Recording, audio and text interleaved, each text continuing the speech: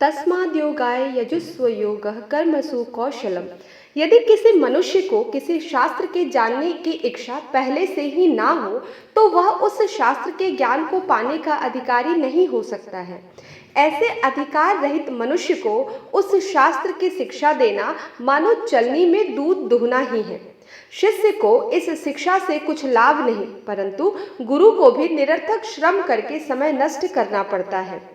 जैमिनी और बादराय के सूत्रों के आरंभ में इसी कारण से अथातो धर्म जिज्ञासा और अथातो ब्रह्म जिज्ञासा कहा हुआ है। जैसे ब्रह्मोपदेश मुमुक्षुओं को और धर्मक्षुओं को देना चाहिए, वैसे ही कर्म शास्त्रोपदेश उसी मनुष्य को देना चाहिए जिसे यह जानने की इच्छा या जिज्ञासा हो कि संसार में कर्म कैसा करना चाहिए। इसलिए हमने पहले प्रकरण में अथातो कहकर दूसरे प्रकरण में कर्म जिज्ञासा का स्वरूप और कर्मयोग शास्त्र का महत्व बतलाया है। जब तक पहले ही से इस बात का अनुभव ना कर लिया जाए कि अमुक काम में अमुक रुकावट है, तब तक उस रुकावट से छुटकारा पाने की शिक्षा देने वाले शास्त्र का महत्व ध्यान नहीं आता। और महत्व को ना जानने से केवल रटा हुआ शास्त्र समय पर ध्यान में रहता भी नहीं है। यही कारण है कि जो सद्गुरु है वे पहले यह देखते हैं कि शिष्य के मन में जिज्ञासा है या नहीं, और यदि जिज्ञासा ना हो तो वे पहले उसी को जागृत करने का प्रयत्न किया करते हैं। गीता में कर्म योग शास्त्र का विवेचन इसी पद्धति में किया गया है। जब अर्जुन के मन में यह शंका आई कि जिस लड़ाई में मेरे हाथ से पितृवध और गुरुवध होगा तथा जिसमें सभी राजाओं और सब बंधुओं का नाश हो जाएगा, उसमें शामिल होना उचित है या अनुचित, और जब वह युद्ध से परामुख होकर संन्यास लेने को तैयार हुआ और जब भगवान के इस सामान्य युक्तिवाद से भी उसके मन का समाधान नहीं हुआ कि समय पर किए जाने वाले काम का त्याग करना मूर्खता और दुर्बलता का सूचक है, इससे तुझे स्वर्ग तो मिलेगा ही नहीं, उल्टे दुष्कीर्ति अवश्य होगी, तब भी भगवान के पहले अशोच्यानन्यवशोषत्वं प्रज्ञावादांशच भाव से, अर्थात जिस बात का शोक नहीं करना चाहिए उसी का तो तू शोक कर रहा है और साथ ब्रह्म ज्ञान की भी बड़ी बड़ी बातें छाट रहा है, कहकर अर्जुन का कुछ थोड़ा सा उपहास किया और फिर उसको कर्म के ज्ञान का उपदेश दिया। अर्जुन की शंका निराधार थी।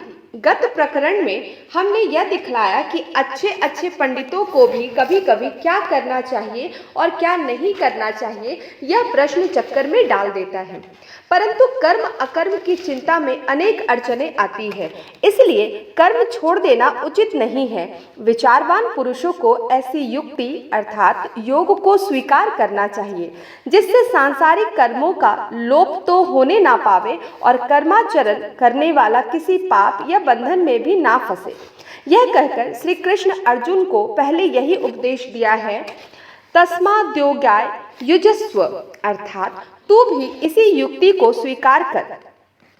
यही योग कर्म योग शास्त्र है। और जबकि यह बात प्रकट है कि अर्जुन पर आया हुआ संकट कुछ लोक विलक्षण या अनोखा नहीं था, ऐसे अनेक छोटे बड़े संकट संसार में सभी लोगों पर आया करते हैं, तब तो यह बात आवश्यक है कि इस कर्म योग शास्त्र का जो विवेचन भगवत गीता में किया है उसे हर एक मनुष्य सीखे। किसी भी शास्त्र के प्रतिपादन में कुछ मुख्य और गूढ़ अर्थ को प्रकट करने वाले शब्दों का प्रयोग किया जाता है, अतएव उनके सरल अर्थ की पहले जान लेना चाहिए और यह भी देख लेना चाहिए कि उस शास्त्र के प्रतिपादन की मूल शैली कैसी है, नहीं तो फिर उसके समझने में कई प्रकार की आपत्तियां और बाधाएं उत्पन्न होती है। इसलिए कर्मयोग शास्त्र के कुछ मुख्य शब्दों के अर्थ की परीक्षा यहाँ पर की जाती है। सबसे पहला शब्द कर्म है। कर्म शब्द क धातु से बना है। उसका अर्थ करना, व्यापार, हलचल होता है और इसी सामान्य अर्थ में गीता में उसका उपयोग हुआ है, अर्थात यही अर्थ गीता में विवक्षित है। ऐसा कहने का कारण यही है कि मीमांसा शास्त्र में और अन्य स्थानों पर भी इस शब्द के संकुचित अर्थ दिए गए हैं। उनके कारण पाठकों के मन में कुछ भ्रम उत्पन्न ना होने पाए। किसी भी धर्म को लीजिए, उसमें ईश्वर प्राप्ति के लिए कुछ न कुछ कर्म करने के लिए कहा है। प्राचीन वैदिक धर्म के अनुसार देखा जाए तो यज्ञ याग ही वह कर्म है जिससे ईश्वर की प्राप्ति होती है। वैदिक ग्रंथों में यज्ञ याग वह विधि बताई गई है, परंतु इसके विषय में कहीं कहीं परस्पर विरोधी वचन भी पाए जाते हैं। अतएव उनकी एकता और मेल दिखाने के लिए जैमिनी के पूर्व मीमांसा शास्त्र का प्रचार हुआ। जैमिनी के मतानुसार वैदिक या श्रोत यज्ञ याग करना ही प्रधान और प्राचीन धर्म है। मनुष्य जो कुछ करता है वह सब यज्ञ के लिए करता है। यदि उसे धर्म कमाना है तो यज्ञ के लिए, और धान्य संग्रह करना है तो यज्ञ ही के लिए। जबकि यज्ञ करने की आज्ञा वेदों ने ही दी है, तब यज्ञ के लिए मनुष्य कुछ भी कर्म करे वह उसको बंधक नहीं होगा। वह कर्म यज्ञ का एक साधन है, वह स्वतंत्र रीति से साध्य वस्तु नहीं है। इसीलिए यज्ञ से जो फल मिलने वाला है उसी में उस कर्म के फल का भी समावेश हो जाता है। उस कर्म का कोई अलग पुल नहीं होता, परंतु यज्ञ के लिए किए गए कर्म यद्यपि स्वतंत्र फल देने वाला नहीं है, तथापि स्वयं यज्ञ से स्वर्ग प्राप्ति अर्थात मीमांसकों के मतानुसार एक प्रकार की सुख प्राप्ति होती है। और इस स्वर्ग प्राप्ति के लिए ही यज्ञ करता मनुष्य बड़े चाव से यज्ञ करता है।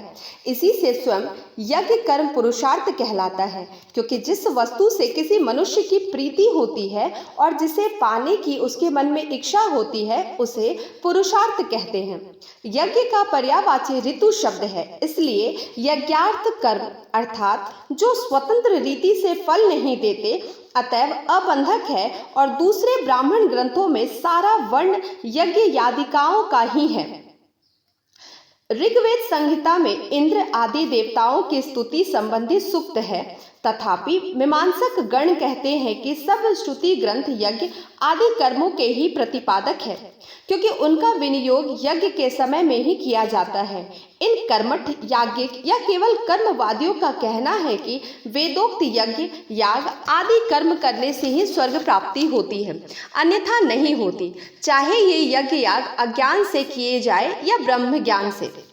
यद्यपि उपनिषदों में यज्ञ ग्राह्य माने गए हैं, तथापि इनकी योग्यता ब्रह्म ज्ञान से कम ठहराई गई है। इसलिए निश्चय किया गया है कि यज्ञ याग से स्वर्ग प्राप्ति भले ही हो जाए, परंतु इनके द्वारा सच्चा मोक्ष नहीं मिल सकता। मोक्ष प्राप्ति के लिए ब्रह्म ज्ञान की ही नितांत आवश्यकता है। भगवद गीता के दूसरे अध्याय में जिन यज्ञ याग आदि काम्य कर्मों का वर्णन किया गया है, वेद वादरता पार्थ नाम्य दस्तीति वादिना, वे ब्रह्म ज्ञान बिना किए जाने वाले उपर्युक्त यज्ञ याग आदि कर्म ही हैं। इसी तरह यह भी मीमांसकों ही के मत का अनुवाद है कि यज्ञार्थार कर्मोन्यंत्र लोकयंग कर्म बंधन, अर्थात यज्ञार्थ किए गए कर्म बंधक नहीं है, शेष सब कर्म बंधक है। इन यज्ञ याग आदि वैदिक कर्मों के अतिरिक्त और भी चातुर्वर्ण भेदानुसार दूसरे आवश्यक धार्मिक कर्म मनुस्मृति आदि धर्म ग्रंथों में वर्णित है। जैसे क्षत्रिय के लिए युद्ध और वैश्य के लिए वाणिज्य। पहल इन वर्णाश्रम कर्मों का प्रतिपादन स्मृति ग्रंथ में किया गया था, इसलिए इन्हें स्मार्त कर्म या स्मार्त यज्ञ भी कहते हैं। इन श्रौत स्मार्त कर्मों के सिवा और भी धार्मिक ग्रंथ है, जैसे व्रत उपवास आदि। इनका विस्तृत प्रतिपादन पहल सिर्फ पुराणों में ही किया गया है, इसलिए इन्हें पौराणिक कर्म कह सकेंगे। इन सब कर्मों के और भी 3 नित्य, नैमित्तिक और काम्य भेद किए गए हैं। स्नान, संध्या आदि जो हमेशा किए जाने वाले कर्म हैं, उन्हें नित्य कर्म कहते हैं। इनके करने से कुछ विशेष फल अथवा अर्थ की सिद्धि नहीं होती, परंतु ना करने से दोष अवश्य लगता है। नैमित्तिक कर्म उन्हें कहते हैं जिन्हें किसी कारण के उपस्थित हो जाने से करना पड़ता है, जैसे अनिष्ट ग्रहों की शांति, प्रायश्चित आदि। जिसके लिए हम शांति या प्रायश्चित करते हैं, वह निमित्त यदि पहले ना हो गया हो तो हमें नैमित्तिक कर्म करने की कोई आवश्यकता नहीं। जब हम कुछ विशेष इच्छा रखकर उसकी सफलता के लिए शास्त्रानुसार कोई कर्म करते हैं, तब उसे काम्य कर्म कहते हैं, जैसे वर्षा होने के लिए या पुत्र प्राप्ति के लिए यज्ञ करना।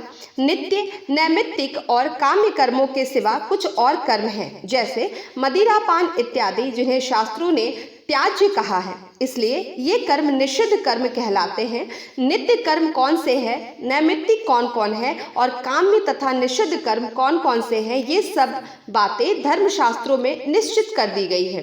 यदि कोई किसी धर्मशास्त्रों से पूछा कि अमुक पुरुष का कर्म पुण्य क्षेप्रद है या पाप कारक, तो वह सबसे पहले इस बात का विचार करेगा कि शास्त्रों की आज्ञा के अनुसार वह कर्म यथार्थ है या पुरुषार्थ, नित्य है या नैमित्तिक, अथवा काम्य है या निषिद्ध। गैर इन बातों का विचार करके फिर वो अपने निर्णय करेगा। परंतु भगवद गीता की दृष्टि से उससे भी व्यापक और विस्तीर्ण है। मान लीजिए कि अमुक एक कर्म शास्त्रों से निषिद्ध माना गया है अथवा उसे विहित कर्म ही कहा गया है, जैसे युद्ध के समय छत्र धर्म ही अर्जुन के लिए विहित कर्म था। पर इतने से ही यह सिद्ध नहीं होता कि वह कर्म हमेशा करते ही रहना चाहिए अथवा उस कर्म का करना हमेशा श्रेयस्कर ही होगा। यह बात पिछले प्रकरण में कही गई है कि कहीं कहीं तो शास्त्र की आज्ञाएं भी परस्पर विरुद्ध होती है। ऐसे समय में मनुष्य को किस मार्ग को स्वीकार करना चाहिए, इस बात का निर्णय करने के लिए कोई युक्ति है या नहीं, यदि है तो वह कौन सी? बस यही गीता का प्रतिपाद्य विषय है। इस विषय में कर्म के उपयुक्त अनेक भेदों पर भी ध्यान देने की आवश्यकता नहीं। यज्ञ, याग आदि वैदिक कर्म तथा चातुर्वर्ण के कर्मों के विषय में मीमांसकों ने जो सिद्धांत किए हैं, वे गीता में प्रतिपादित कर्म योग से कहाँ तक मिलते हैं, यह दिखाने के लिए प्रसंगानुसार गीता में मीमांसकों के कथन का भी कुछ विचार किया गया है और अंतिम अध्याय में इस पर भी विचार किया गया है कि ज्ञानी पुरुष को यज्ञ, याग आदि कर्म करना चाहिए या नहीं। परंतु गीता के मुख्य प्रतिपाद्य विषय का क्षेत्र इससे व्यापक है, इसलिए गीता के प्रतिपादन में कर्म शब्द का केवल श्रौत अथवा स्मार्त कर्म इतना ही संकुचित अर्थ नहीं लिया जाना चाहिए, किंतु उससे अधिक व्यापक रूप लेना चाहिए। सारांश, मनुष्य जो कुछ करता है, जैसे खाना पीना, खेलना, रहना, उठना बैठना, स्वाचोच्छ्वास करना, हंसना रोना, सूंघना, देखना, बोलना, सुनना, चलना, देना, सोना, लगना, मारना, लड़ना, मनन और ध्यान करना, आज्ञा या निषेध करना, दान देना, यज्ञ याग करना, खेती या व्यापार धंधा करना, इच्छा करना, निश्चय करना, चुप रहना इत्यादि इत्यादि, ये सब भगवत गीता के अनुसार कर्म ही हैं। चाहे वे कर्म कायिक हो, वाचिक हो अथवा मानसिक हो। और तो क्या, जीना मरना भी कर्म ही है। प्रसंग आने पर यह भी विचार करना पड़ता है कि जीना या मरना, इन दो कर्मों में से किसको स्वीकार किया जाए। इस विचार के उपस्थित होने पर कर्म शब्द का अर्थ कर्तव्य कर्म अथवा विहित कर्म हो जाता है। मनुष्य के कर्म के विषय में यहाँ तक विचार हो गया है। अब इससे आगे बढ़कर सब चराचर सृष्टि के अचेतन वस्तु के भी व्यापार में कर्म शब्द ही का उपयोग होता है। इस विषय का विचार आगे कर्म विपाक प्रक्रिया में किया जाएगा। कर्म शब्द से भी अधिक भ्रमकारक शब्द योग है। आजकल इस शब्द का रूढ़ार प्राणायामादिक साधनों से चित्तवृत्तियों या इंद्रियों का निरोध करना अथवा पातंजल सूत्रोक्त समाधि या ध्यान योग है। उपनिषदों में भी इसी अर्थ में इस शब्द का प्रयोग हुआ है, परंतु ध्यान में रखना चाहिए कि ये संकुचित अर्थ भगवद गीता में विवक्षित नहीं है। योग शब्द युज धातु से बना है, जिसका अर्थ जोड़, मेल, मिलाप, एकता, एकत्र, अवस्थित इत्यादि होता है और ऐसी स्थिति की प्राप्ति के उपाय, साधन, युक्ति या कर्म को भी योग कहते हैं। यही सब अर्थ अमर कोश में इस तरह से दिए हुए हैं। योगः संघं नोपाय ध्यनं संगति युक्तिषु। फलितः ज्योतिष में कोई ग्रह यदि इष्ट अथवा अनिष्ट हो तो उन ग्रहों का योग इष्ट या अनिष्ट कहलाता है। और योग क्षेम पद में योग शब्द का अर्थ अप्राप्त वस्तु को प्राप्त करना लिया गया है। भारतीय युद्ध के समय द्रोणाचार्य को अजय देखकर श्री कृष्ण ने कहा है कि एको ही योगो स्यं भवेधाय, अर्थात द्रोणाचार्य को जीतने का एक ही योग है। और आगे चलकर उन्होंने यह भी कहा है कि हमने पूर्व काल में धर्म की रक्षा के लिए जरासंध और राजाओं को योग से ही मारा था। उद्योग पर्व में कहा गया है कि जब भीष्म ने अम्बा, अंबिका और अंबालिका को हरण किया तब अन्य राजा लोग योग योग कहकर उनका पीछा करने लगे थे। महाभारत में योग शब्द का प्रयोग इसी अर्थ में अनेक स्थानों पर हुआ है। गीता में योग, योगी अथवा योग शब्द से बने हुए सामाजिक शब्द लगभग 80 बार आए हैं, परंतु 4-5 स्थानों को छोड़ योग शब्द से पातंजल योग अर्थ कहीं भी अभिप्रेत नहीं है। सिर्फ युक्ति, साधन, कुशलता, उपाय, जोड़, मेल, ये ही कुछ अर्थ हेर फेर से सारी गीता में पाए जाते हैं। अतः कह सकते हैं कि गीता शास्त्र के व्यापक शब्दों में योग भी एक शब्द है, परंतु योग शब्द के उक्त सामान्य अर्थों से ही, जैसे साधन, कुशलता, युक्ति आदि से ही काम नहीं चल सकता, क्योंकि वक्ता इच्छा के अनुसार यह साधन संन्यास का भी हो सकता है और कर्म और चित्ती निरोध का हो सकता है, मोक्ष का अथवा और भी किसी का भी हो सकता है। उदाहरण स्वरूप गीता में कहीं कहीं अनेक प्रकार की व्यक्त सृष्टि निर्माण करने की भगवान की ईश्वरीय कुशलता और अद्भुत सामर्थ्य को योग कहा गया है और इसी अर्थ में भगवान को ये योगेश्वर कहा है, परंतु यह गीता के योग शब्द का मुख्य अर्थ नहीं है। इसलिए वह बात रीति से प्रकट कर देने के लिए योग शब्द से किस विशेषज्ञ प्रकार की कुशलता, साधन, युद्धक अथवा उपाय को गीता में विवक्षित समझना चाहिए। उस ग्रंथ में योग शब्द की व्याख्याएं दी गई है। योगः कर्म सुकौशलम, अर्थात कर्म करने की किसी विशेषज्ञ प्रकार की कुशलता, युक्ति, चतुराई अथवा शैली को योग कहते हैं। शांकर भाष्य में भी कर्मसु कौशलम का यही अर्थ लिया गया है। कर्म से स्वभाव विरुद्ध रहने वाले बंधत्व को तोड़ने की जो उपाय या साधन उत्तम हो उसी को योग कहते हैं। जैसे द्रव्य उपार्जन करना एक कर्म है, इसके अनेक उपाय या साधन हैं, जैसे चोरी करना, जालसाजी करना, भीख मांगना, सेवा करना, ऋण लेना, मेहनत करना आदि। यद्यपि धातु के अर्थानुसार इनमें से हर एक को योग कह सकते हैं, तथापि यथार्थ द्रव्य प्राप्ति योग उसी उपाय को कहते हैं जिससे हम अपनी स्वतंत्रता कायम रखकर मेहनत करते हुए धन प्राप्त कर सकें।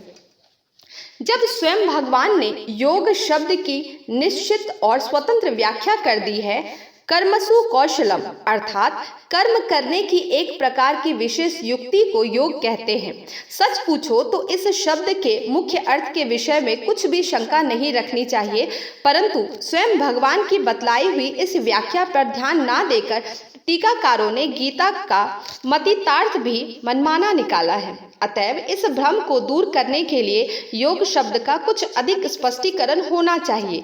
यह शब्द पहले गीता के दूसरे अध्याय में आया है और वहीं इसका स्पष्ट अर्थ भी बतला दिया है।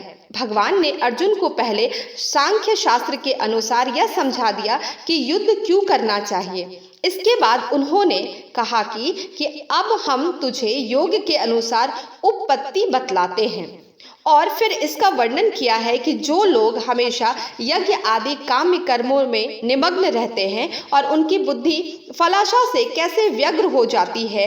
इसके पश्चात उन्होंने यह उपदेश दिया कि बुद्धि का अव्यग्र, स्थिर या शांत रहकर आसक्ति को छोड़ दे, परंतु कर्मों को छोड़ देने के आग्रह में ना पड़े और योगस्थ होकर कर्मों का आचरण कर।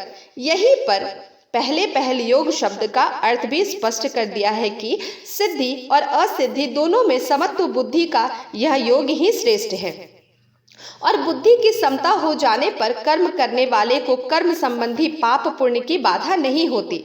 इसलिए तू इस योग को प्राप्त कर। तुरंत ही योग का यह लक्षण फिर भी बतलाया है कि योग कर्मसु कौशलम। इससे सिद्ध होता है कि पाप पुण्य से अलिप्त रहकर कर्म करने की जो समत्व बुद्धि रूप विशेष युक्ति पहले बतलाई गई है वही कौशल है और इसी कुशलता अर्थात युक्ति से कर्म करने को गीता में योग कहा गया है। इसी अर्थ को अर्जुन ने आगे चलकर योगस्त्वा प्रोक्ता साम्येन मधुसूदन, समता का अर्थात समत्व बुद्धित्व का यह योग जो आपने बतलाया, इस श्लोक में स्पष्ट कर दिया है। इसके संबंध में कि ज्ञानी मनुष्य को इस संसार में कैसे बर्ताव करना चाहिए, श्री शंकराचार्य के पूर्व ही प्रचलित हुए वैदिक धर्म के अनुसार दो मार्ग है। एक मार्ग यह है कि ज्ञान की प्राप्ति हो जाने पर सब कर्मों को संन्यास अर्थात त्याग कर दे, और दूसरा यह है कि ज्ञान की प्राप्ति हो जाने पर भी कर्मों को ना छोड़े, उनको जन्म भर ऐसी युक्ति के साथ करते रहे कि उनके पाप पुण्य की बाधा ना हो पाए। इन्हीं दो मार्गों को गीता में संन्यास और कर्म योग कहा है। संन्यास कहते हैं त्याग को और योग कहते हैं मेल को, अर्थात कर्म के त्याग और कर्म के मेल ही के उक्त दोनों भिन्न मार्ग हैं। इन्हीं दो भिन्न मार्गों का लक्ष्य करके आगे सांख्य योगी ये संक्षिप्त नाम भी दिए गए हैं। बुद्धि के स्थिर करने के लिए पातंजल योग शास्त्र के आसनों का वर्णन 6 अध्याय में ही सही, परंतु वह किसके लिए है? तपस्वी के लिए नहीं, किंतु वह कर्म योगी अर्थात युक्ति पूर्वक कर्म करने वाले मनुष्य को भी समता की युक्ति सिद्ध करने के लिए बतलाया गया है। नहीं तो फिर तपस्वी भ्यो धिको योगी, इस वाक्य का कुछ अर्थ ही नहीं हो सकता। इसी तरह इस अध्याय के अंत में अर्जुन को जो उपदेश दिया गया है कि तस्माद्योति भवावर्जुन, उसका अर्थ ऐसा नहीं हो सकता कि हे अर्जुन तू पातंजल योग का अभ्यास करने वाला बन जा। इसलिए उक्त उपदेश का अर्थ योगस्थः कुरु कर्माणि तस्माद्योगा युजुस्व योगः कर्मसु कौशलम योग मितिष्ठेति भारत इत्यादि वचनों के अर्थ के समान ही होना चाहिए। अर्थात उसका यही अर्थ लेना उचित है कि हे अर्जुन तू युक्ति से कर्म करने वाला योगी अर्थात कर्म योगी बन जा, क्योंकि यह कहना भी संभव नहीं कि तू पातंजल योग का आश्रय लेकर युद्ध के लिए तैयार रहे। इसके पहले ही साफ साफ कहा गया है कि कर्म योगेन योगिनाम, अर्थात योगी पुरुष कर्म करने वाले होते हैं। महाभारत के नारायणी अथवा भागवत धर्म के विवेचन में भी कहा गया है कि इस धर्म के लोग अपने कर्मों का त्याग किए बिना ही युक्ति पूर्वक कर्म करके परमेश्वर की प्राप्ति कर लेते हैं। इससे यह स्पष्ट हो जाता है कि योगी और कर्म योगी दोनों शब्द गीता में समानार्थक है और इनका अर्थ युक्ति से कर्म करने वाला होता है, तथा कर्म योग शब्द का प्रयोग करने के बदले गीता और महाभारत में छोटे से योग शब्द का ही अधिक उपयोग किया गया है। मैंने तुझे जो यह योग बतलाया है इसी को पूर्व काल में विवस्वान में कहा गया था और विवस्वान ने मनु को बतलाया था, परंतु उस योग के बाद में नष्ट सा हो जाने पर फिर वही योग तुझसे कहना पड़ा। इस अवतरण में भगवान ने जो योग शब्द का 3 बार उच्चारण किया है उसमें पातंजल योग का विवक्षित होना नहीं पाया जाता, किंतु कर्म करने की किसी प्रकार की विशेष युक्ति साधना या मार्ग अर्थ ही लिया जा सकता है। इसी तरह सब संजय गीता के कृष्ण अर्जुन संवाद को योग कहता है, तब भी यही अर्थ पाया जाता है। श्री शंकराचार्य स्वयं संन्यास मार्ग वाले थे, तो भी उन्होंने अपने गीता भाष्य के आरंभ में ही वैदिक धर्म के दोनों भेद वृत्ति और निवृत्ति बतलाए हैं और योग शब्द का अर्थ श्री भगवान की हुई व्याख्या के अनुसार कभी सम्यक दर्शनोपाय कर्मनुष्ठान और कभी योग युक्ति किया है।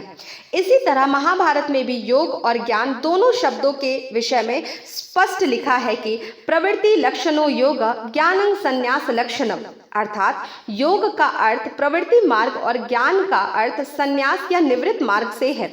शांति पर्व के अंत में नारायणी पाख्यान में सांख्य और योग शब्द तो इसी अर्थ में अनेक बार आए हैं और इसका वर्णन भी किया गया है कि ये दोनों मार्ग सृष्टि के आरंभ में भगवान ने क्यों और कैसे निर्माण किए। पहले प्रकरण में महाभारत से जो वचन उद्धृत किए गए हैं उनसे यह स्पष्टतया मालूम हो गया है कि यही नारायणी अथवा भगवत गीता का प्रतिपाद्य तथा प्रधान विषय है। इसलिए कहना पड़ता है कि सांख्य और योग शब्दों का जो प्राचीन और पारिभाषिक अर्थ नारायणी धर्म में दिया गया है वही अर्थ गीता में भी विवक्षित है। यदि इसमें किसी को शंका हो तो गीता में दी गई व्याख्या से समत्व योग उच्यते या योग कर्मसु कौशलम तथा उपयुक्त कर्म योगेन योगिनाम इत्यादि गीता के वचनों से उसे शंका का समाधान किया जा सकता है। इसलिए अब यह निर्विवाद सिद्ध है कि गीता में योग शब्द प्रवृत्ति मार्ग अथवा कर्म योग के अर्थ में ही प्रयुक्त हुआ है।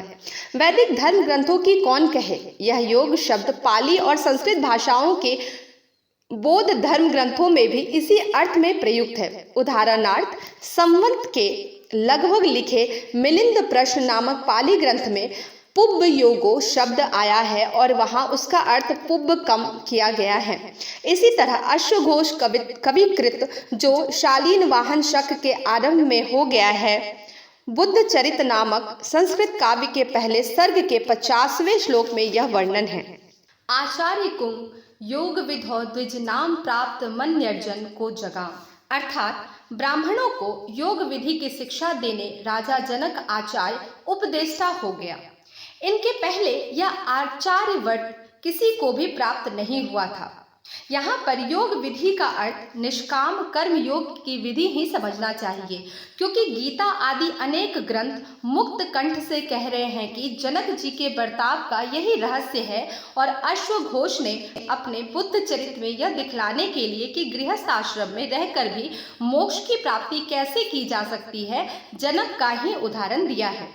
जनक के दिखलाए हुए मार्ग का नाम योग था और यह बात बौद्ध धर्म ग्रंथों से भी सिद्ध होती है। इसलिए गीता के योग शब्द का यह भी अर्थ लगाना पड़ता है, क्योंकि गीता ही के कथनानुसार जनक का ही मार्ग उसमें प्रतिपादित किया गया है। सांख्य और योग इन दोनों मार्गों के विषय में अधिक विचार आगे किया जाएगा। प्रस्तुत प्रश्न यह है कि गीता में योग शब्द का उपयोग किस अर्थ में किया गया है। जब एक बार यह सिद्ध हो गया कि गीता में योग का प्रधान कर्म योग और योगी का प्रधान अर्थ कर्मयोगी है, तो फिर यह कहने की आवश्यकता नहीं कि भगवत गीता का प्रतिपाद्य विषय क्या है। स्वयं भगवान अपने उपदेश को योग कहते हैं। अध्याय में अर्जुन ने गीता के अंतिम उपसंहार में संजय ने भी गीता के उपदेश को योग ही कहा है। इसी तरह गीता के प्रत्येक अध्याय के अंत में जो अध्याय समाप्ति दर्शक संकल्प है, उसमें भी साफ साफ कह दिया है कि गीता का मुख्य प्रतिपाद्य विषय योग शास्त्र ही है। परंतु जान पड़ता है कि उक्त संकल्प के शब्दों के अर्थ पर टीकाकारों ने ध्यान नहीं दिया। आरंभ के दोनों पदों श्रीमद् भगवत गीतासु उपनिषत्सु के बाद इस संकल्प में दो शब्द ब्रह्म विद्यायां योग शास्त्रे और भी जोड़े गए हैं। पहले दो शब्दों का अर्थ है भगवान से गाए गए उपनिषद में, और पिछले दो शब्दों का अर्थ ब्रह्म विद्या का योग शास्त्र अथवा कर्म योग शास्त्र है, जो कि इस गीता का विषय है। ब्रह्म विद्या और ब्रह्म ज्ञान एक ही बात है, और इसके प्राप्त हो जाने पर ज्ञानी पुरुष के लिए दो निष्ठाएं या मार्ग खुले होते हैं। एक सांख्या अथवा संन्यास मार्ग, अर्थात वह मार्ग जिसका ज्ञान होने पर कर्म करना छोड़कर विरक्त होकर रहना पड़ता है, और दूसरा योग अथवा कर्म मार्ग, अर्थात वह मार्ग जिसमें कर्मों का त्याग ना करके ऐसी युक्ति से नित्य कर्म करते रहना चाहिए जिससे मोक्ष प्राप्ति में कुछ भी बाधा ना हो। पहले मार्ग का दूसरा नाम ज्ञान निष्ठा भी है, जिसका विवेचन उपनिषदों में अनेक ऋषियों ने और ग्रंथकारों ने भी किया है। परंतु ब्रह्म विद्या के अंतर्गत कर्म योग का या योग शास्त्र का तात्विक विवेचन भगवत गीता के सिवा अन्य ग्रंथों में नहीं है। इस बात का उल्लेख पहले किया जा चुका है कि अध्याय समाप्ति दर्शक संकल्प गीता की सब प्रतियों में पाया जाता है, और इससे प्रकट होता है कि गीता की सभी टीकाओं के ये जाने के पहले ही उसकी रचना हुई होगी।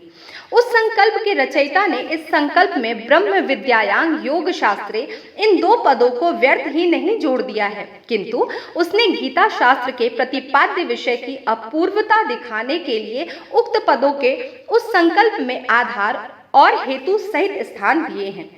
अतः इस बात का भी सहज निर्णय हो सकता है कि गीता पर अनेक सांप्रदायिक टीकाओं के होने के पहले गीता का तात्पर्य कैसे और क्या समझा जाता था।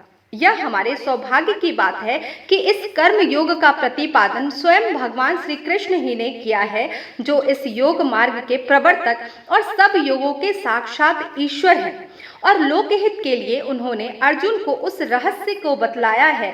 गीता के योग और योग शास्त्र शब्दों से हमारे कर्म योग और कर्म योग शास्त्र शब्द कुछ बड़े हैं सही, परंतु अब हमने कर्म योग शास्त्र सरीखा बड़ा नाम इस ग्रंथ और प्रकरण को देना इसलिए पसंद किया जिससे गीता के प्रतिपाद्य विषय के संबंध में कुछ भी संदेह ना रह जाए।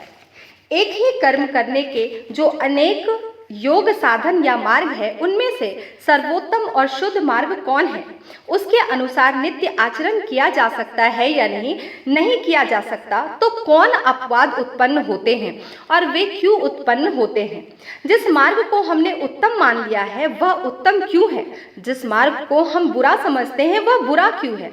यह अच्छापन या बुरापन किसके द्वारा या किस आधार पर निश्चित किया जा सकता है, अथवा इस अच्छेपन या बुरेपन का रहस्य क्या है, इत्यादि बातें जिस शास्त्र के आधार से निश्चित की जाती है उसको कर्म योग शास्त्र या गीता के संक्षिप्त रूपानुसार योग शास्त्र कहते हैं। अच्छा और बुरा दोनों साधारण शब्द हैं।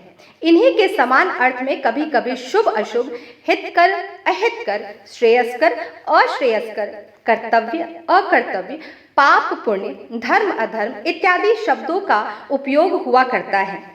कार्य अकार्य, कर्तव्य अकर्तव्य, न्याय अन्याय इत्यादि शब्दों का भी अर्थ वैसे ही होता है।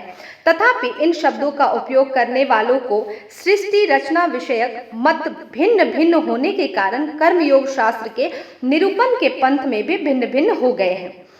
किसी भी शास्त्र को लीजिए, उसके विषयों की चर्चा साधारणतः 3 प्रकार से की जाती है।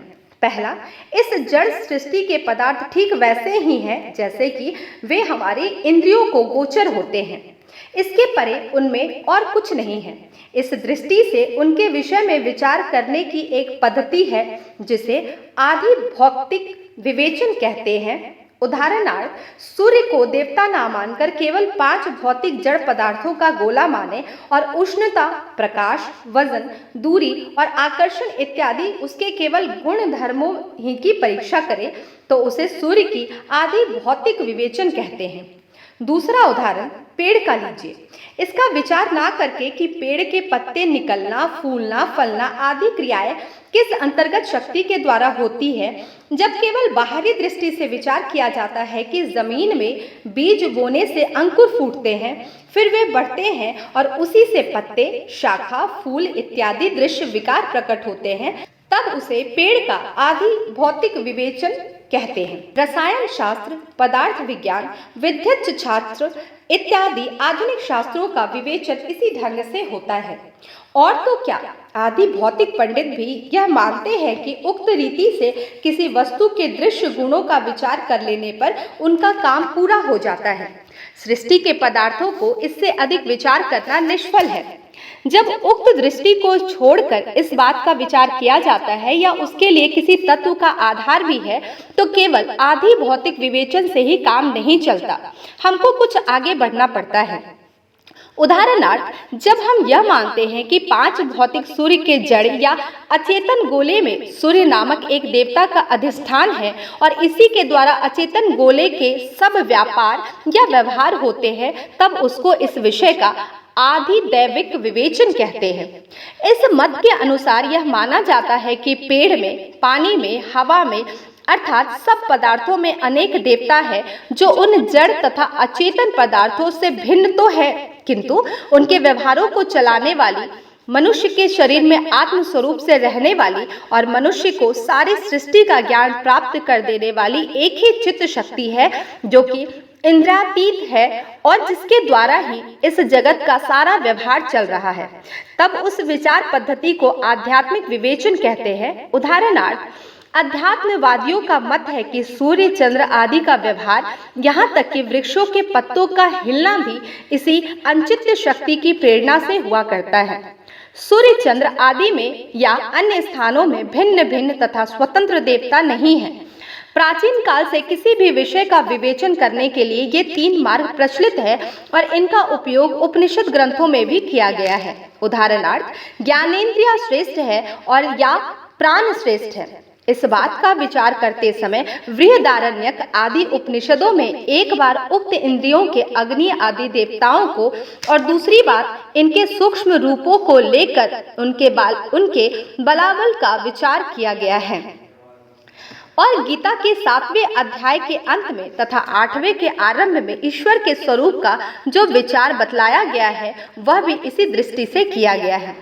अध्यात्म विद्या विद्या नाम इस वाक्य के अनुसार हमारे शास्त्रकारों ने उक्त 3 मार्गों में से आध्यात्मिक विवरण को ही अधिक महत्व दिया है, परंतु आजकल उपर्युक्त 3 शब्दों आदि भौतिक, आदि दैविक और आध्यात्मिक के अर्थ को थोड़ा सा बदलकर प्रसिद्ध आदि भौतिक फ्रेंच पंडित कोंट ने आदि भौतिक विवेचन को ही अधिक महत्व दिया है। उसका कहना है कि सृष्टि के मूल तत्व को खोजते रहने से कुछ लाभ नहीं, यह तत्व अगम्य है, अर्थात इसकी कल्पित नींव पर किसी शास्त्र की इमारत को खड़ा कर देना संभव है और ना उचित। असभ्य और जंगली मनुष्यों ने पहल जब पेड़, बादल और पर्वत आदि हिलते चलते पदार्थों को देखा तब उन लोगों ने अपने भोलेपन से इन सब पदार्थों को देवता ही मान लिया। यह कोंट के मतानुसार आदि दैविक विचार हुआ, परंतु मनुष्यों ने उक्त कल्पना को शीघ्र ही त्याग दिया और वे समझने लगे कि इन सब पदार्थों में कुछ न कुछ आत्म तत्व अवश्य भरा हुआ है। कोंट के मतानुसार मानवीय ज्ञान की उन्नति की यह दूसरी सीढ़ी है, इसे वह आध्यात्मिक कहता है, परंतु जब इस रीति से सृष्टि का विचार करने पर भी प्रत्यक्ष उपयोगी शास्त्रीय ज्ञान की कुछ वृद्धि नहीं हो सकी, तब अंत में मनुष्य सृष्टि के पदार्थों के दृश्य गुण धर्म ही का ज्ञान अधिक विचार करने लगा, जिससे अब वह रेल और तार सरीखे उपयोगी आविष्कारों को ढूंढकर सृष्टि पर अपना अधिक प्रभाव जमाने लग गया है। इस मार्ग को कोंट ने आदि भौतिक नाम दिया है। उसने निश्चित किया है कि किसी भी शास्त्र का विषय का विवेचन करने के लिए अन्य मार्गों की अपेक्षा यही आदि भौतिक मार्ग अधिक श्रेष्ठ और लाभकारी है। कोंट के मतानुसार समाज शास्त्र या कर्म योग शास्त्र का तात्विक विचार करने के लिए इसी आदि भौतिक मार्ग का अवलंब करना चाहिए। इस मार्ग का अवलंब करके इस पंडित ने इतिहास की आलोचना की और सब व्यवहार शास्त्रों का यही मतीतार्थ निकाला है कि इस संसार में प्रत्येक मनुष्य का परम धर्म यही है कि वह समस्त मानव जाति से प्रेम करे और सब लोगों के कल्याण के लिए सदैव प्रयत्न करता रहे।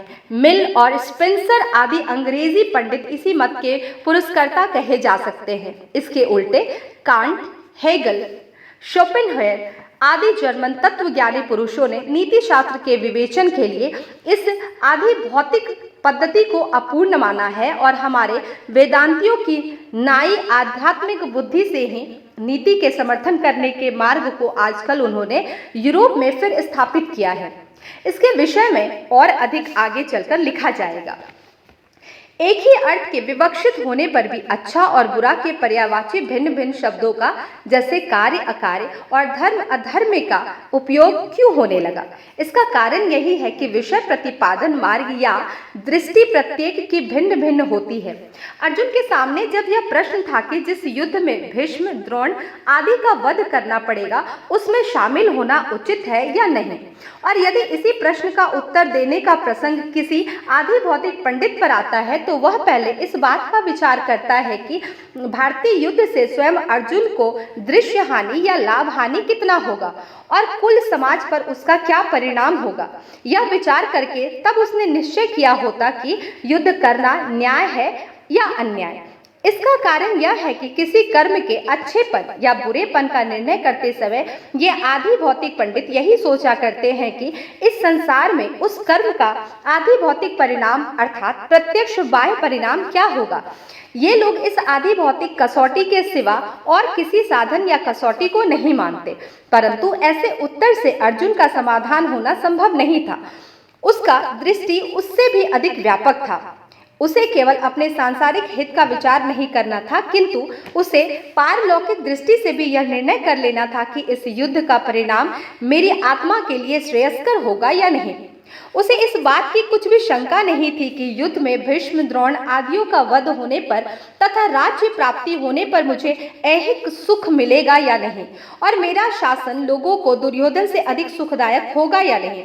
उसे यही देखना था कि मैं जो कर रहा हूँ वह धर्म है या अधर्म, अथवा पुण्य है या पाप। और गीता का विवेचन भी इसी दृष्टि से किया गया है कि केवल गीता में ही नहीं किंतु महाभारत में कई स्थानों पर भी कर्म अकर्म का जो विवेचन है वह पारलौकिक और आध्यात्म दृष्टि से ही किया गया है। और वहाँ किसी भी प्रकार का अच्छापन या बुरापन दिखलाने के लिए प्रायः सर्वत्र धर्म और अधर्म इन दो शब्दों का उपयोग किया गया है। परंतु धर्म और उसका प्रतियोगी अधर्म, ये दोनों शब्द अपने व्यापक अर्थ के कारण कभी कभी भ्रम उत्पन्न कर दिया करते हैं। इसलिए यहाँ पर इस बात की कुछ अधिक मीमांसा करना आवश्यक है कि कर्म योग शास्त्रों में इन शब्दों का उपयोग मुख्यतः किस अर्थ में किया गया है। नित्य व्यवहार में धर्म शब्द का उपयोग केवल पारलौकिक सुख का मार्ग इसी अर्थ में किया जाता है। जब हम किसी से प्रश्न करते हैं कि तेरा कौन सा धर्म है, तब उससे हमारे पूछने का यही हेतु होता है कि तू अपने पारलौकिक कल्याण के लिए किस मार्ग वैदिक, बौद्ध, जैन, ईसाई, मोहम्मदी या पारसी पर चलता है, और वह हमारे प्रश्न के अनुसार ही उत्तर देता है। इसी तरह स्वर्ग प्राप्ति के लिए साधन, भूत, यज्ञ, याग आदि वैदिक विषयों की मीमांसा करते समय अथातो धर्म जिज्ञासा आदि धर्म सत्रों में भी धर्म शब्द का ही अर्थ लिया गया है। परंतु धर्म शब्द का इतना ही संकुचित अर्थ नहीं है। इसके सिवा राजधर्म, प्रजाधर्म, देश धर्म, कुल धर्म, मित्र धर्म इत्यादि सांसारिक नीति बंधनों को भी धर्म कहते हैं। धर्म शब्द के इन दोनों अर्थों को यदि पृथक करके दिखलाना हो तो पारलौकिक धर्म को मोक्ष धर्म अथवा सिर्फ मोक्ष और व्यवहारिक धर्म अथवा केवल नीति का केवल धर्म कहा करते हैं। उदाहरणार्थ चतुर्विध पुरुषार्थ की गणना करते समय हम लोक धर्म, अर्थ, काम, मोक्ष कहा करते हैं। इसके पहले शब्द धर्म में ही यदि मोक्ष का समावेश हो जाता है तो अंत में मोक्ष का पृथक पुरुषार्थ बतलाने की आवश्यकता न रहती। अर्थात यह कहना पड़ता है कि धर्म पद से इस स्थान पर संसार के सैकड़ों नीति धर्म ही शास्त्रकारों का अभिप्रेत है। उन्हीं को हम लोग आजकल कर्तव्य में नीति धर्म अथवा सदाचरण कहते हैं। परंतु प्राचीन संस्कृत ग्रंथों में नीति अथवा नीति शास्त्र शब्दों का उपयोग विशेष करके राजनीति ही के लिए किया जाता है।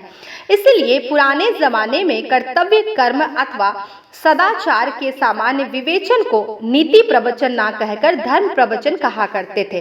परंतु नीति और धर्म इन दोनों शब्दों का यह पारिभाषिक भेद सभी संस्कृत ग्रंथों में नहीं माना गया है। इसीलिए हमने भी इस ग्रंथ में नीति, कर्तव्य और धर्म शब्दों का उपयोग एक ही अर्थ में किया है। और मोक्ष का विचार जिन स्थानों पर करना है उन प्रकरणों के अध्यात्म और भक्ति मार्ग ये स्वतंत्र नाम रखे हैं। महाभारत में धर्म शब्द अनेक स्थानों पर आया है और जिस स्थान में कहा गया है कि किसी को कोई काम करना धर्म संगत है, उस स्थानों में धर्म शब्द से कर्तव्य शास्त्र अथवा तत्कालीन समाज व्यवस्था शास्त्र ही का अर्थ पाया जाता है, तथा जिस स्थान में पारलौकिक कल्याण के मार्ग बतलाने का प्रसंग आया है उस स्थान पर अर्थात शांति पर्व के उत्तरार्ध में मोक्ष धर्म इस विशिष्ट शब्द की योजना की गई है। इसी तरह मनवादी स्मृति ग्रंथों में ब्राह्मण, क्षत्रिय, वैश्य और शूद्र के विशिष्ट कर्मों अर्थात चारों वर्णों के कर्मों का वर्णन करते समय केवल धर्म शब्द का ही अनेक स्थानों पर कई बार उपयोग किया गया है। और भगवत गीता में भी जब भगवान अर्जुन से यह कहकर लड़ने के लिए कि स्वधर्मपि चाक्षुवेक्ष्य, तब और उसके बाद स्वधर्मे निधनं श्रेय पधर्मो भयावह, इस स्थान पर भी धर्म शब्द इस लोक के चातुर्वर्ण धर्म अर्थ ही में प्रयुक्त हुआ है। पुराने जमाने के ऋषियों ने श्रम विभाग रूप चातुर्वर्ण संस्था इसलिए चलाई थी कि समाज के सब व्यवहार सरलता से होते जाए, किसी एक विशिष्ट व्यक्ति या वर्ग पर ही सारा बोझ ना पड़ने पाए और समाज का सभी दिशाओं से संरक्षण और पोषण भली भांति होता रहे। यह बात भिन्न है कि कुछ समय के बाद चारों वर्णों के लोग केवल जाति मात्रोपजीवी हो गए, अर्थात सच्चे स्वकर्म को भूलकर वे केवल नामधारी ब्राह्मण, क्षत्रिय, वैश्य अथवा शूद्र हो गए। इसमें संदेह नहीं कि आरंभ में यह व्यवस्था समाज धारणार्थ ही की गई थी। और यदि चारों वर्णों में से कोई भी एक वर्ण अपना धर्म अर्थात कर्तव्य छोड़ दे, यदि कोई वर्ण समूल नष्ट हो जाए और उसकी स्थान पूर्ति दूसरे लोगों से ना की जाए, तो कुल समाज उतना ही पंगु होकर धीरे धीरे नष्ट भी होने लग जाता है, अथवा वह निकृष्ट अवस्था को तो अवश्य ही पहुंच जाता है। यद्यपि यह बात सच है कि यूरोप में ऐसे समाज है जिसका अभ्युदय चातुर्वर्ण व्यवस्था के बिना ही हुआ है, तथापि स्मरण रहे कि उन देशों में चातुर्वर्ण व्यवस्था चाहे ना हो, परंतु चारों वर्णों के सब धर्म जाति रूप से नहीं तो गुण विभाग रूप से ही जागृत अवश्य रहते हैं। सारांश, जब हम धर्म शब्द का उपयोग व्यवहारिक दृष्टि से करते हैं, तब हम यही देखा करते हैं कि सब समाज का धारण और पोषण कैसे होता है। मनु ने कहा है, असुखोर्दक अर्थात जिसका परिणाम दुख कारक होता है, उस धर्म को छोड़ दे। और शांति पर्व के सत्यानृताध्याय धर्म अधर्म का विवेचन करते हुए भीष्म और इसके पूर्व कर्ण पर्व में श्री कृष्ण कहते हैं, धारणाध्य कर्म मिथ्याहु धर्मोधार्यते प्रजा यत्स्याधारण संयुक्तं स धर्म इति निश्चय। धर्म शब्द ध्री यानी कि धारण करना धातु से बना है, यानी कि धर्म शब्द ध्री धातु से बना है। धर्म से ही सब प्रजा बंधी है। यह निश्चय किया गया है कि जिससे सब प्रजा का धारण होता है वही धर्म है। यदि धर्म छूट जाए तो समझ लेना कि समाज के सारे बंधन भी टूट गए हैं, और यदि समाज के बंधन टूटे तो आकर्षण शक्ति के बिना आकाश के सूर्य आदि ग्रहमालाओं की जो दशा हो जाती है, अथवा समुद्र में मल्लाह के बिना नाव की जो दशा होती है, ठीक वही दशा समाज की भी हो जाती है। इसलिए उक्त शोचनीय अवस्था से समाज को नाश से बचाने के लिए व्यास जी ने कई स्थानों पर कहा है कि यदि अर्थ या द्रव्य पाने की इच्छा हो तो धर्म के द्वारा अर्थात समाज की रचना को ना बिगाड़ते हुए प्राप्त करो, और यदि काम आदि वासनाओं को तृप्त करना हो तो वह भी धर्म से ही करो। महाभारत के अंत में यही कहा है कि ऊर्ध्व बाहु विरौभ्ययेष न च कश्चि शृणोति माम धर्मदर्यस्य कामस्य च धर्म किम न सेव्यते। अरे भुजा उठाकर मैं चिल्ला रहा हूँ, परंतु कोई भी मेरी नहीं सुनता। धर्म से ही अर्थ और काम की प्राप्ति होती है, इसलिए इस प्रकार के धर्म का आचरण तुम क्यों करते हो। अब इससे पाठकों के ध्यान में यह बात अच्छी तरह जम जाएगी कि महाभारत को जिस धर्म दृष्टि से पांचवा वेद अथवा धर्म संहिता मानते हैं, उस धर्म संहिता शब्द के धर्म शब्द का मुख्य अर्थ क्या है। यही कारण है कि पूर्व मीमांसा और उत्तरी मीमांसा इन दोनों पारलौकिक अर्थ के प्रतिपादक ग्रंथों के साथ ही धर्म ग्रंथ केवल नाते से नारायणं नमस्कृत्य इन प्रतीक शब्दों के द्वारा महाभारत का भी समावेश ब्रह्म यज्ञ के नित्य पाठ में कर दिया है। धर्म अधर्म के उपयुक्त निरूपण को सुनकर कोई यह प्रश्न करे कि तुम्हें यदि समाज धारण और दूसरे प्रकरण के सत्यानृत विवेक में कथित सर्वभूत हित ये दोनों तत्व मान्य है, तो तुम्हारी दृष्टि में और आदि भौतिक दृष्टि में भेद ही क्या है, क्योंकि ये दोनों तत्व बाह्यत प्रत्यक्ष दिखलाने वाले या आदि भौतिक ही हैं। इस प्रश्न का विस्तृत विचार अगले प्रकरण में किया गया है।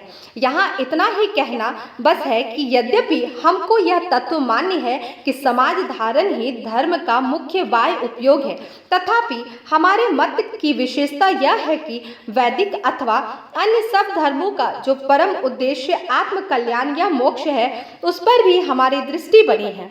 समाज धारण को लीजिए, चाहे सर्वभूत हित की हो, यदि वे ब्रह्मोपयोगी तत्व हमारे आत्म कल्याण के मार्ग में बाधा डाले तो हमें इनकी जरूरत नहीं।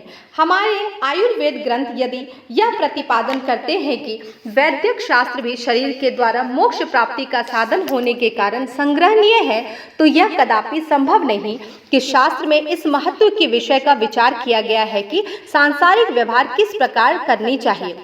उस कर्मयोग शास्त्र को हमारे शास्त्राकार आध्यात्मिक मोक्ष ज्ञान से अलग बतलावे।